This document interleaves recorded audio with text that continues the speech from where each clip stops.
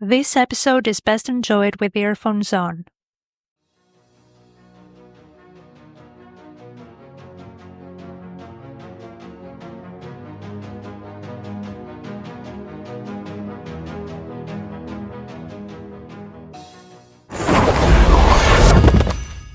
Where are we? Back in Silvermoon. The Conclave of Arcane. You came! And... oh no. You look terrible. We need healers in here now! Rest first. We'll talk later.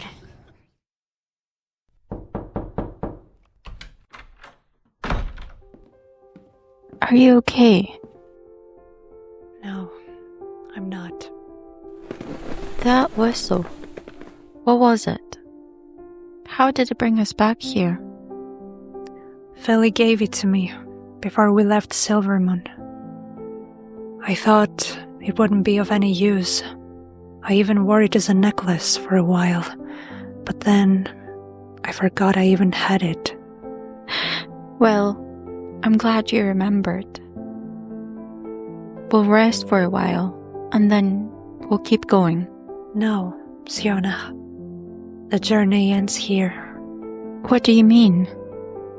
Before we left, Felly and I made a deal.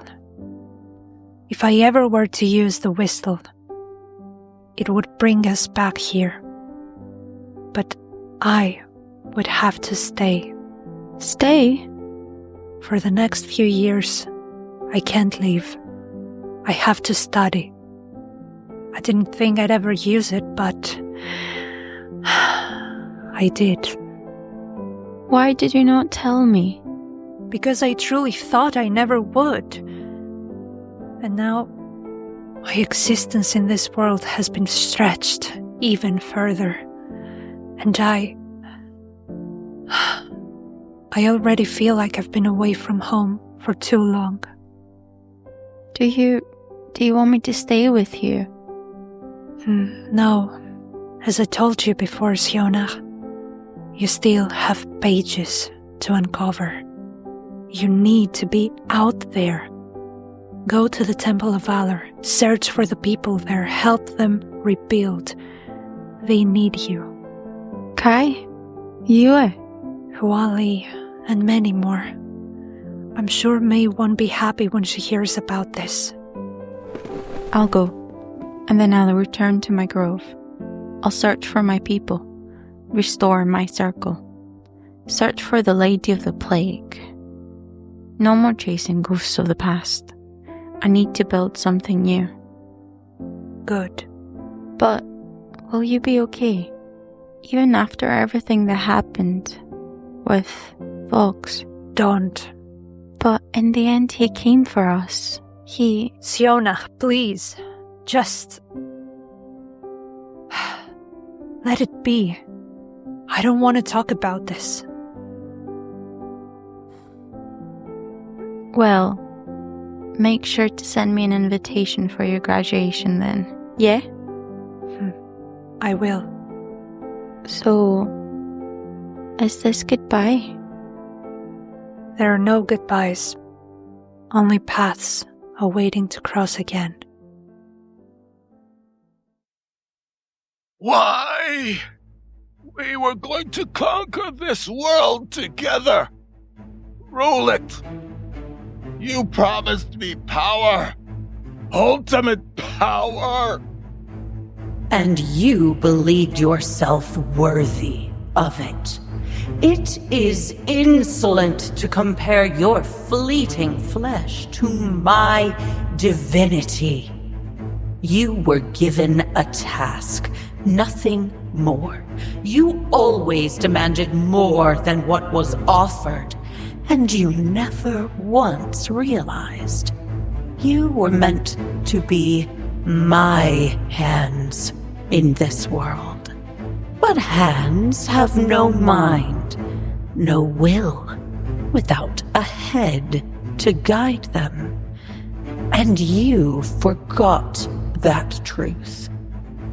And you think he will be your hands now? He has a weakness, one so deep it sings through his song. It will make him easy to shape. You may be eternal, Arakoth.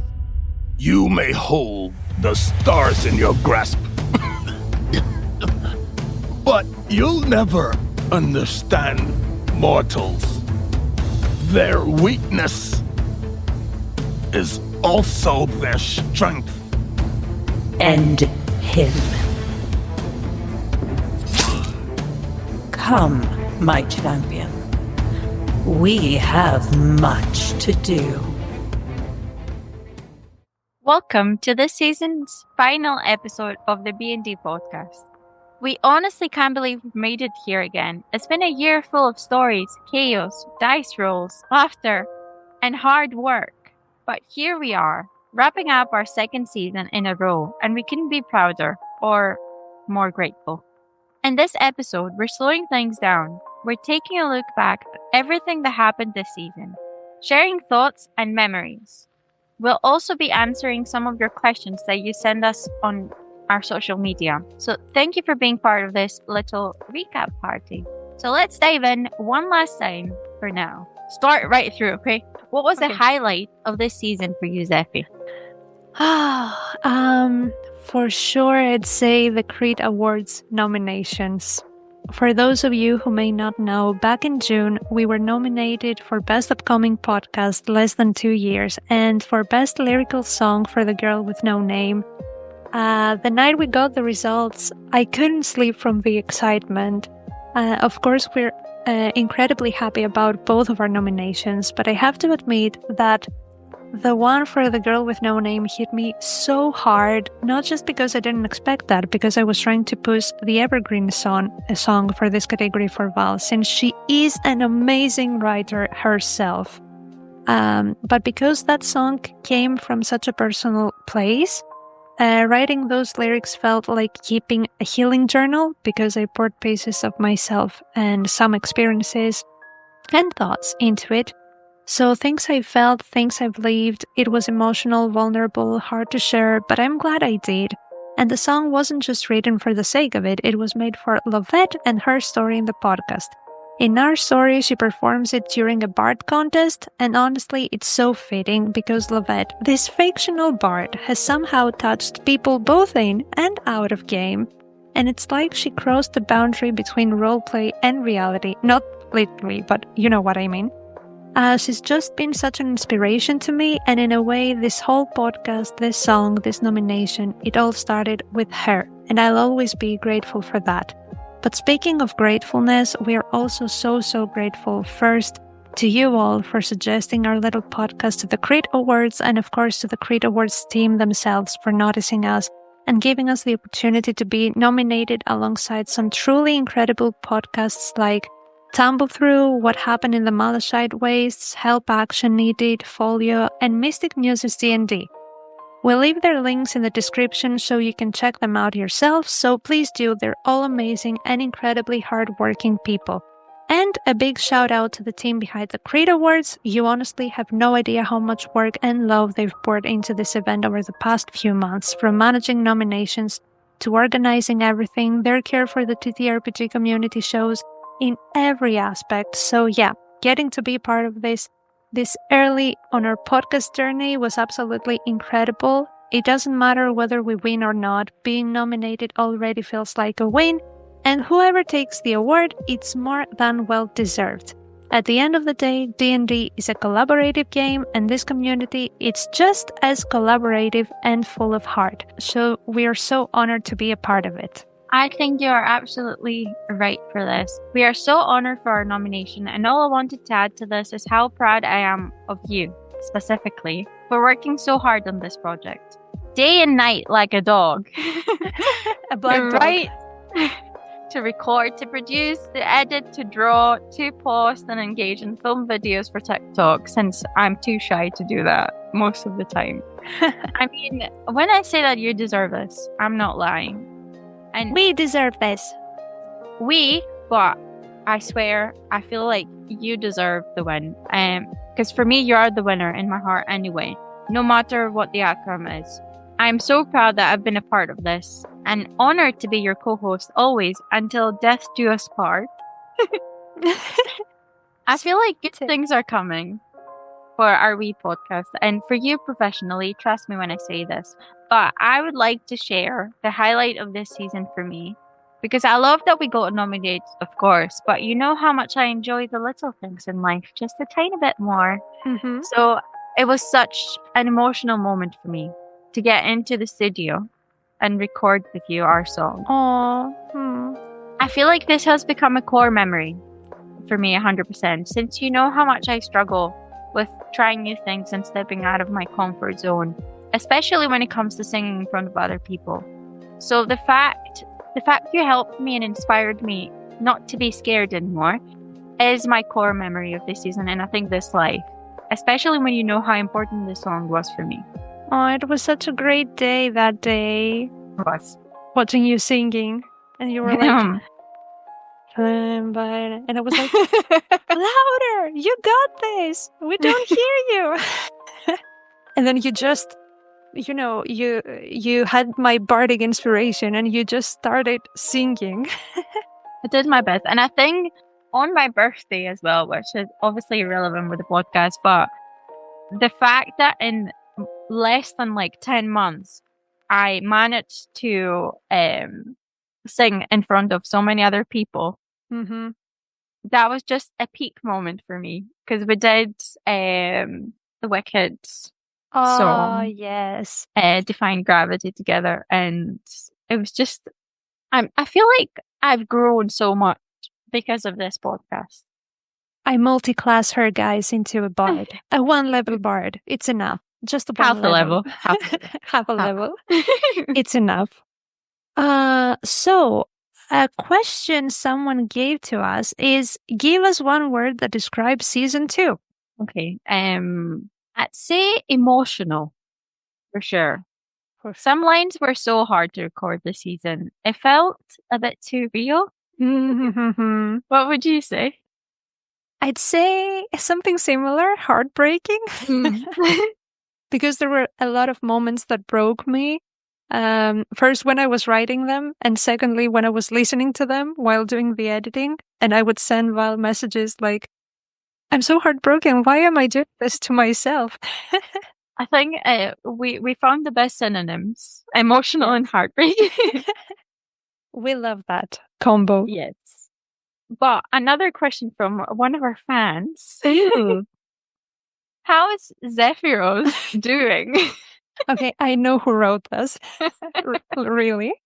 I think we actually got the same question in last season's finale episode from the same person.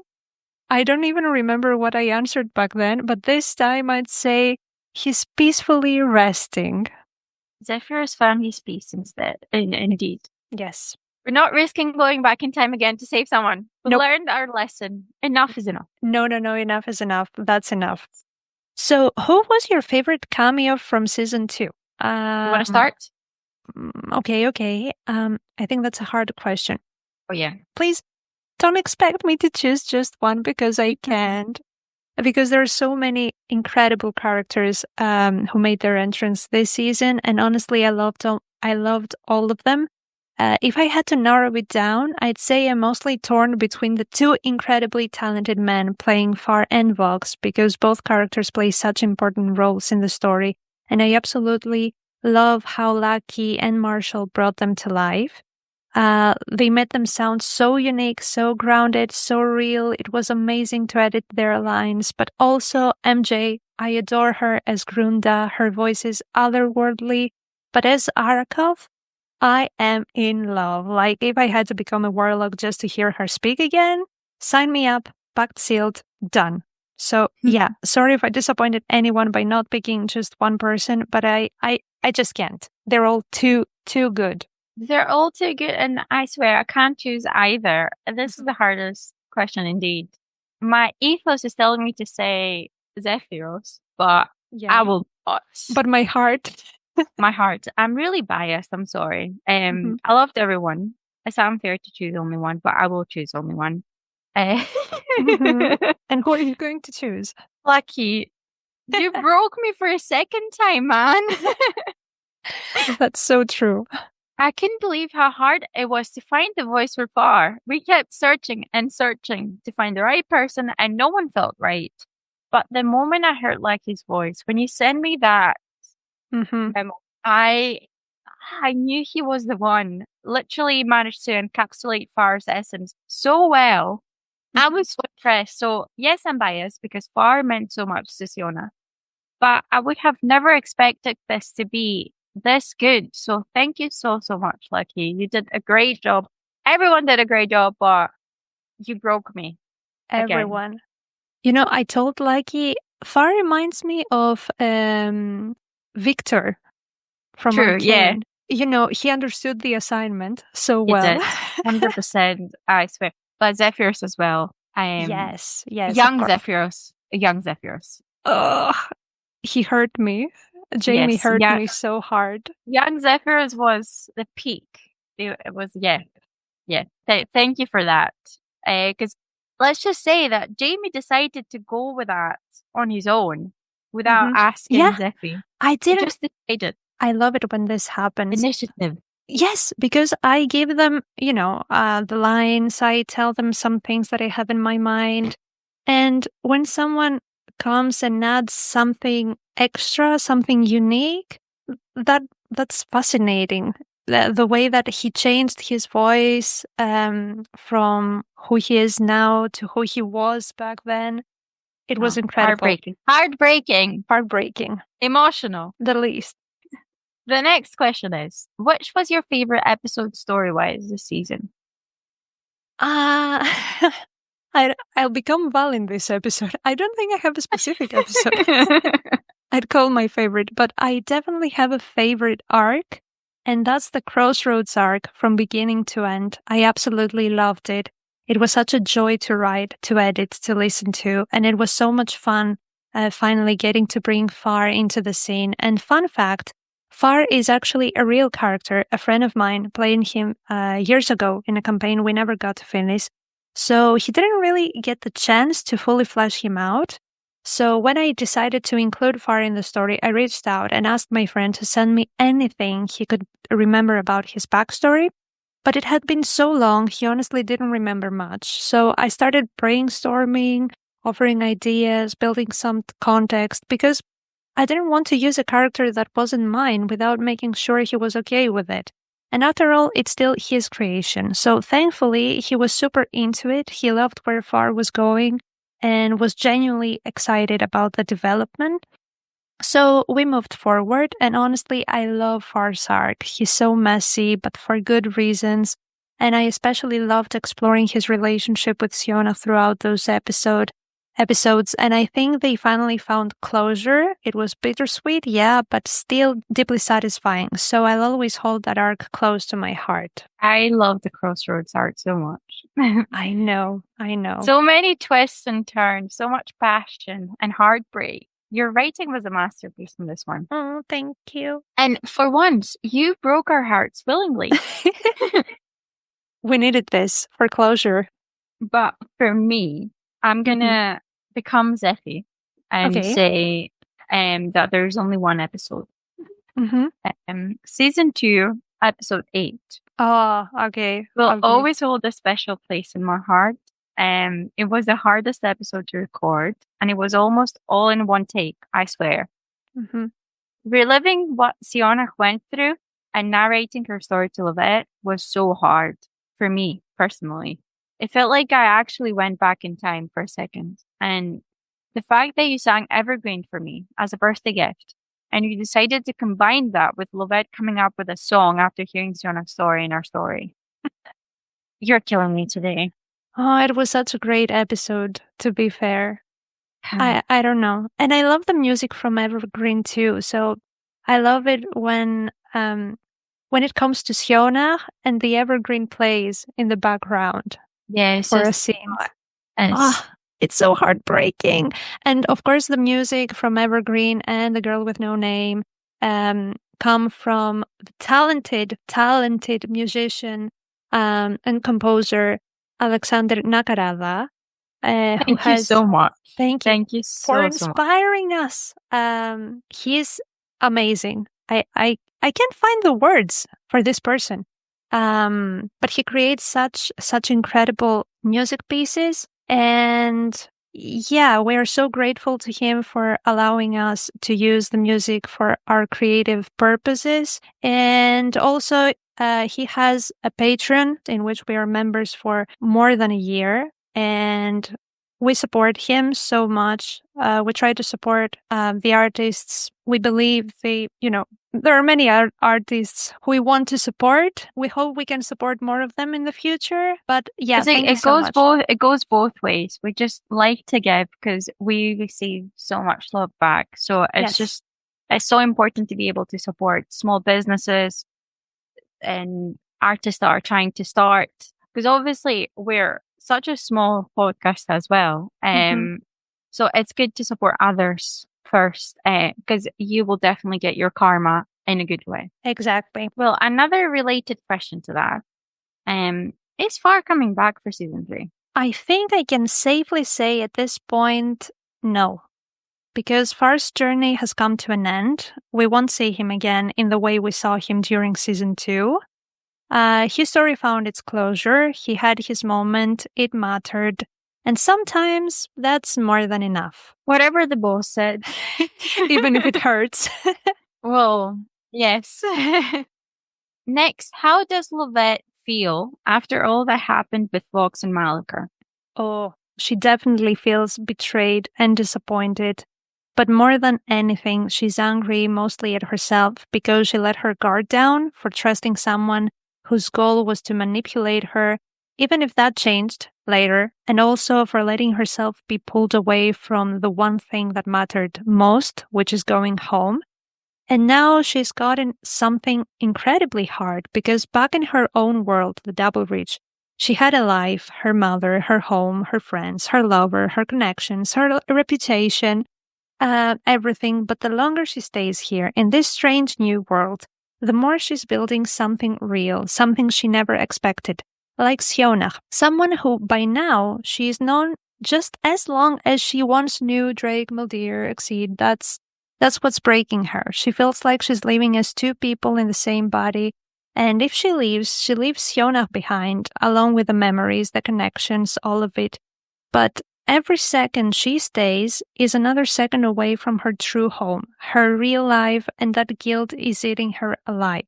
Especially after the whole Vox situation, she already feels like she betrayed her people, like she lost sight of the mission. So now she just wants to pause, to breathe, and focus on something else, anything else, while she's at the academy, because at this point, she doesn't really have a choice anyway. I can't wait to see what's next for her. I can't wait either. But the next question is, what is Sionnach's priority after all this? Well, to be fair, you're writing this, but... yeah, but what would be great for you? It's really hard to tell. I think Sionnach feels lost at the moment. Being on this non-stop stressful journey, full of twists and turns for Lovette for the past 2 seasons. And even though everything fell apart many times, she managed to come back stronger than ever, every single time. Mm-hmm. She had to say goodbye to the love of her life, Far, for good this season. At least that's what we know. Mm-hmm. Mm-hmm. And now she's also losing Lovette as well. On top of that, it's just, it's the adrenaline you feel when things are hard and you need to keep moving forward. And once everything calms down a bit, you start feeling lost, hopeless, like there's no point.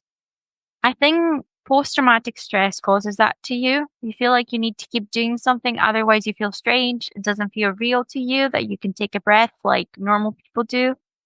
And I believe that that's how she feels at the moment. But I'm sure she will get used to living in the Temple of Valor for a while. Mm-hmm. I think people has always been her goal in life. So trying to rebuild May's temple means so much to her, and she will do her best in achieving this, I think. Well, I know Sionnach since the beginning, the very beginning.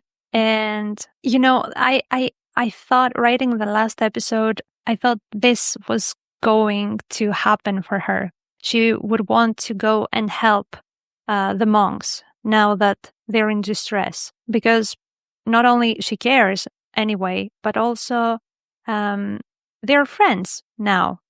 And of course, she would like to go and help them. And also, she becomes a pretty powerful figure as they're going.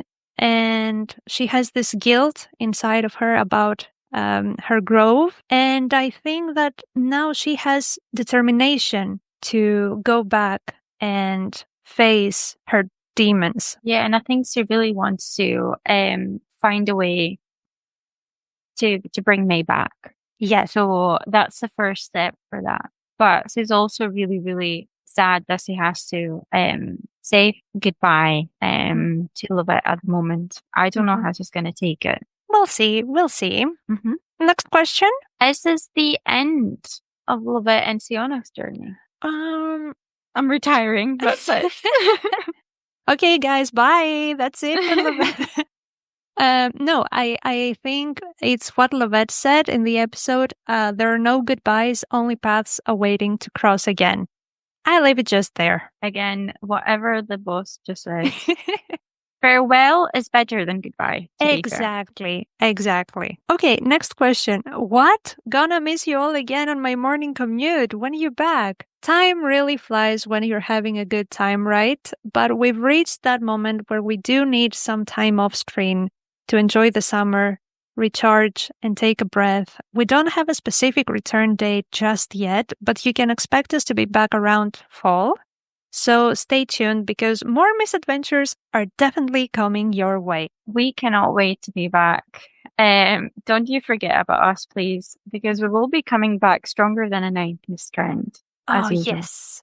I think we just need a small break to recharge, but let's just be honest, we're not going to recharge more than a week. We're going to start planning our next misadventure. We need time. We need time for that. A podcast takes time, so much time. Okay, so these are the questions. Thank you so much, guys. That's a wrap on this episode and on this season. Once again, thank you so much for being part of the journey. This season was truly something special, and we couldn't have done it without you. Anything you want to say here? I'm trying to think. It's just the fact that I wanted to add like moments behind the scenes that you've had to cut so many times. Yes. So first, we've got Blight, my lovely cat. She decides to go and poop every time we're recording. Like literally every single time. She's in her litter box every single time we start. Even in today's episode. Yes, every single time. She doesn't give a shit about us. That's what we're saying. Yeah, I think she feels so comfortable hearing our voices maybe. And just thinks, oh, that's a good time to shit. I don't know. I hope you're not doing the same listening to our podcast. Or I hope you do. I don't know. Or you're not eating at the moment while listening. I'm really sorry for this. But if you have kids, you know that this is pets or kids. It's the same thing.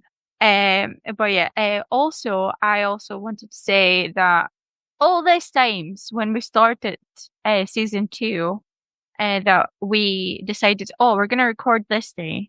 Every single time I was ill with a cold. Oh, every single time. It was fine for a week. And then we were going to record and my voice was gone. Or I was just coughing constantly. It was wild. Everything is fine now, but this is something that I can't stop thinking about. we kept her healthy for the last episode. Yes, we're trying to be healthy now. Every time you're trying to say something and you've got your neighbors just deciding to discuss something for 10 hours. And guys, Greek neighbors are in a whole another level, okay? They were just knock the door to the neighbor and they were like, hi, how are you? How are your kids? Your grandkids? Your whatever. And they talk and talk. Your ancestors. Ancestors. How's it been? And they talk a lot. So They do. And also, since I moved in my new flat this year, I have to say it has been so difficult to record my lines every time. Busy town. It's busy, and right next to a pub, and whoever lives in the UK, you know what that means. You had to tell me to re-record stuff because you could hear people screaming from the back. That is all that I can remember at the moment, to be fair, from like the behind the scenes. Sometimes I would just decide that we want to speak in Greek for a second and we just stop. But most of it is, we're trying, you're trying not to cut things when we talk, unless it's like something yes, inappropriate. Very publish or inappropriate.